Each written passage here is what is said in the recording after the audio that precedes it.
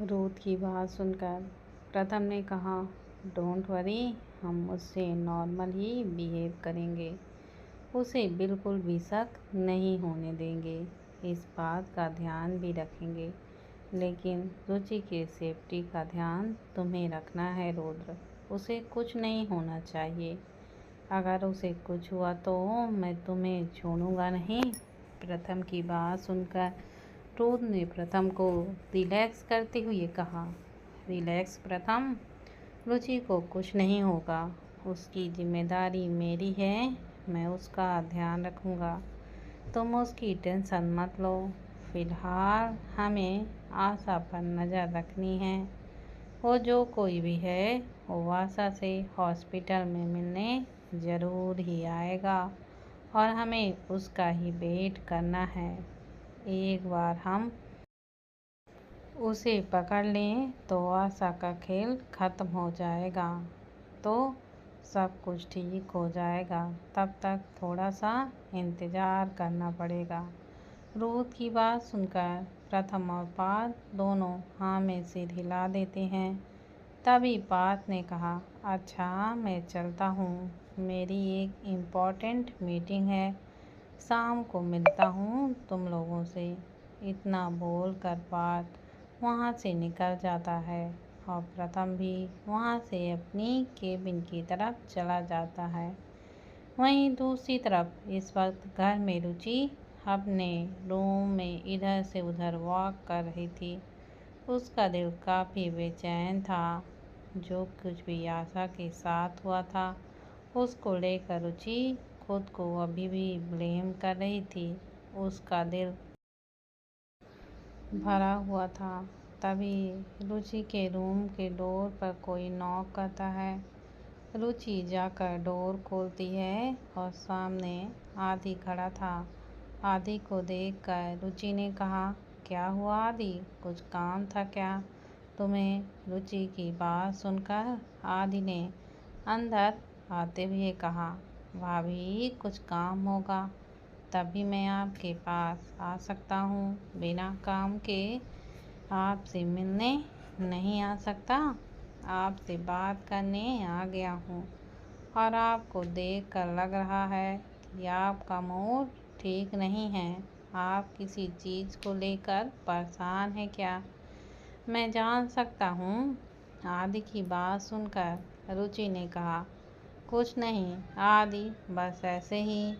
मैं ठीक हूँ। मैं किसी चीज़ को लेकर परेशान नहीं हूँ। रुचि की बात सुनकर आदि ने रुचि का चेहरा को देखते हुए कहा, नहीं कोई बात तो ज़रूर है।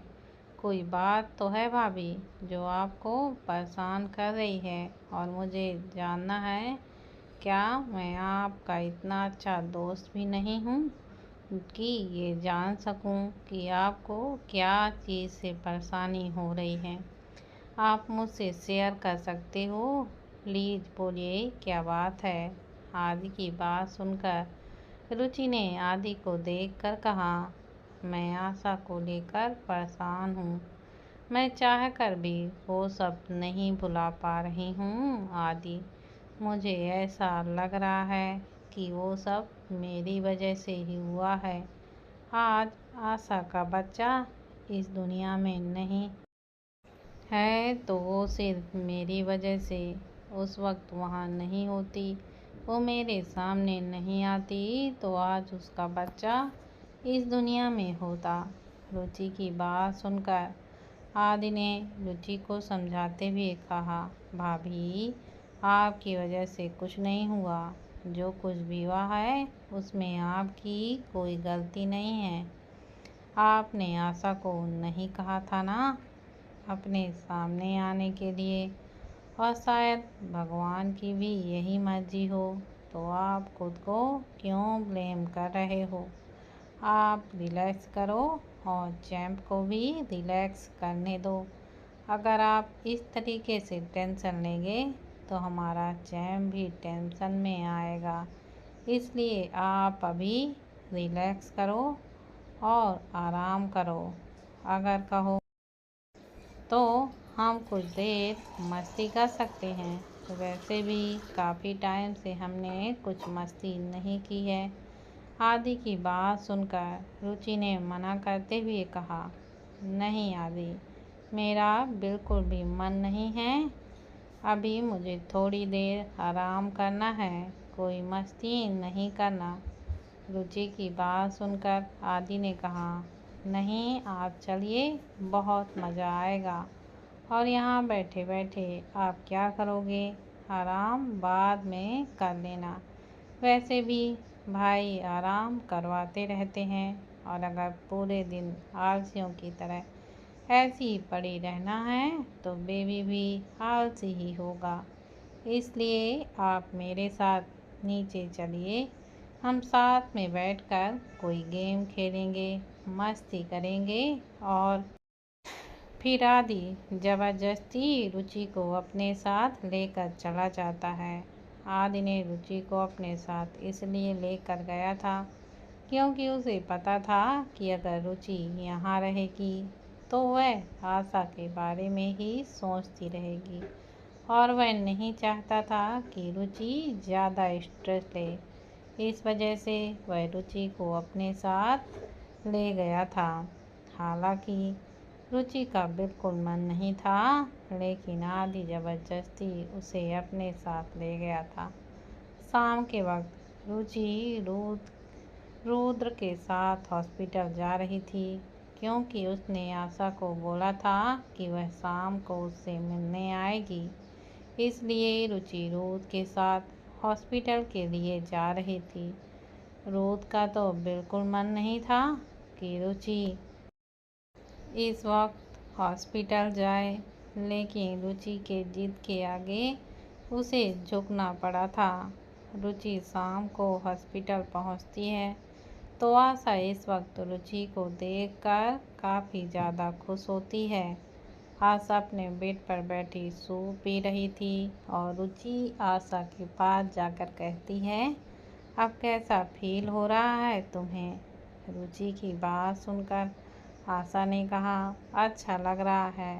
तभी रुचि ने आशा के पास बैठकर कहा, अब तुम बहुत जल्द ठीक हो जाओगी और बहुत जल्द तुम्हें यहाँ से डिस्चार्ज भी मिल जाएगा। फिर तुम्हें ये हॉस्पिटल का गंदा सा खाना नहीं खाना पड़ेगा। हॉस्पिटल का खाना बहुत टेस्टलेस होता है। तुम्हें मैं घर का अच्छा सा स्पाइसी खाना खिलाऊंगी। रुचि की बात सुनकर आशा मुस्कुरा देती है। वहीं रुद्र सोफे पर बैठा आशा के हाव भाव को नोटिस कर रहा था। रुद्र को आज आशा के बर्ताव में कुछ अलग नजर आ रहा था, लेकिन क्या यह उसे समझ ही नहीं आ रहा था। आशा कुछ ज़्यादा ही मुस्कुरा रही थी और वह रुचि से काफ़ी अच्छे से बात भी कर रही थी। हालांकि वह हमेशा ही रुचि से अच्छे से बात करती थी, लेकिन आज कुछ ज़्यादा ही उसे मक्खन लगा रही थी। रुद्र को आशा के इरादे कहीं न कहीं गलत लग रहे थे, लेकिन फिलहाल वो इन सब चीज़ों को इग्नोर कर रहा था। लेकिन उसे नहीं पता था कि वो इन सब चीज़ों को इग्नोर करके कितनी बड़ी गलती कर रहा है। रुचि के सर पर इतना बड़ा खतरा मंडरा रहा है, उसके बारे में उसे अभी कोई खबर ही नहीं थी, और धीरे धीरे वो खतरा उसके करीब ही बढ़ता जा रहा था। लगभग 2 घंटे बाद रुद्र रुचि को हॉस्पिटल से लेकर घर चला जाता है। रात के वक्त रुद्र ने रूम में रुचि बेड पर बैठी हुई थी। रुचि ने देखकर रुद्र ने कहा, जान कल मेरी एक सुबह मीटिंग है, इसलिए मैं मीटिंग में जाऊंगा, तो कल तुम घर पर ही रहोगी, घर से कहीं बाहर भी नहीं जाओगी, ठीक है? अगर तुम्हें कहीं जाना हो तो मुझसे बात करना, या फिर किसी को साथ लेकर जाना। अकेले कहीं नहीं जाओगी, क्योंकि तुम्हारा अकेले बाहर जाना सेफ नहीं है। और ये बात मैं काफ़ी सीरियस मूड से कह रहा हूँ, तो बाहर जाने की कोशिश तुम बिल्कुल भी मत करना, क्योंकि तुम्हें लेकर मैं कोई भी रिस्क नहीं ले सकता और इस हालात में तुम्हारा बाहर जाना ठीक भी नहीं है। रूथ की बात सुनकर रुचि हाँ में सिर हिलाते हुए कहा, आप चिंता मत करिए, मैं कहीं भी नहीं जाऊंगी। मैं पूरा ख्याल रखूंगी और मुझे बाहर कोई काम भी नहीं है जो मैं बाहर जाऊंगी। अगर मुझे कहीं जाना होगा तो मैं अपने साथ किसी लेकर ही जाऊंगी, अकेले मैं बिल्कुल भी नहीं जाऊंगी। आदि या फिर किसी और को साथ लेकर चली जाऊंगी। रोद ने रुचि के गालों को सहलाते हुए कहा, अगर तुम कहीं बाहर जाओगी तो किसी को अपने साथ लेकर जाना, अकेले तुम बिल्कुल भी नहीं। आदि को साथ लेकर जाना, मैं तुम्हें अकेला नहीं जाने दूंगा। तुम्हारी और बेबी की सेफ्टी का सवाल है। रोद की बात सुनकर रुचि हाँ में अपना सर हिला देती है। तभी रोद ने रुचि को अच्छे से बेड पर लेटाते हुए कहा, अच्छा अब ये सब छोड़ो, रात बहुत हो गई है, सो जाओ। दिन भर कुछ न कुछ करती रहती हो तो थक गई होगी। रोद की बात सुनकर रुचि आराम से बेड पर लेट जाती है और रोज जाकर रुचि की बगल पर लेट जाता है और दोनों एक दूसरे की बाहों में सुकून से सो जाते हैं। अगली सुबह रोज पार्थ प्रथम एक इम्पोर्टेंट मीटिंग के लिए गए हुए थे। घर में आदि रुचि दिया नवी युक्ति प्राची ही थे। रुचि अपने रूम में थी कि तभी रुचि का फ़ोन रिंग करता है। रुचि फ़ोन देखती है तो उस पर अननोन नंबर से कॉल आ रहा था। रुचि फ़ोन उठाकर जब उधर की बात सुनती है तो उसकी आंखें हैरानी से बड़ी हो जाती हैं और वो जल्दी से अपने रूम से बाहर जाती है। जब रुचि हॉल में पहुंचती है तो देखती है हॉल में सब लोग बैठे थे। रुचि ने आदि के पास जाकर कहा, आदि हमें हॉस्पिटल चलना होगा, प्लीज़ चलो। वहाँ आशा की हालत ठीक नहीं है, उसकी तबीयत बहुत ख़राब है, हमें उसके पास जाना होगा, प्लीज़ चलो। रुचि को इस तरह से पैनिक करते हुए देख आदि ने उनसे रिलैक्स कराते हुए कहा, भाभी पहले आप खुद को शांत करिए, और रही बात आशा की तो उसे कुछ नहीं होगा, हम चल रहे हैं हॉस्पिटल, ठीक है। पहले आप शांत हो जाइए, इस तरह पैनिक करना ठीक नहीं है। तभी प्राची ने रुचि के पास आकर कहा, रुचि तुझे कैसे पता चला कि आशा की तबीयत ठीक नहीं है। तो रुचि ने प्राची की बात सुनकर कहा, मुझे हॉस्पिटल से कॉल आया था कि उसकी तबीयत ठीक नहीं है, प्लीज़ चलो ना यार, हम कोई रिस्क नहीं ले सकते उसको लेकर। वैसे ही मेरी वजह से वो हॉस्पिटल पहुंच गई है और अगर उसे कुछ हुआ तो मैं खुद को कभी भी माफ़ नहीं कर पाऊंगी। ये सब बोलते हुए रुचि की आंखों में आंसू आ गए थे। तभी प्राची ने रुचि के आंसू साफ करते हुए कहा, अच्छा तो रो मत, हम चल रहे हैं हॉस्पिटल, ठीक है। पहले तो ये रोना बंद कर और खुद को शांत कर। तभी आदि ने प्राची और रुचि को देखकर कहा, भाभी मैं एक बार रुद्र भाई को कॉल करके बता देता हूँ कि हम हॉस्पिटल जा रहे हैं।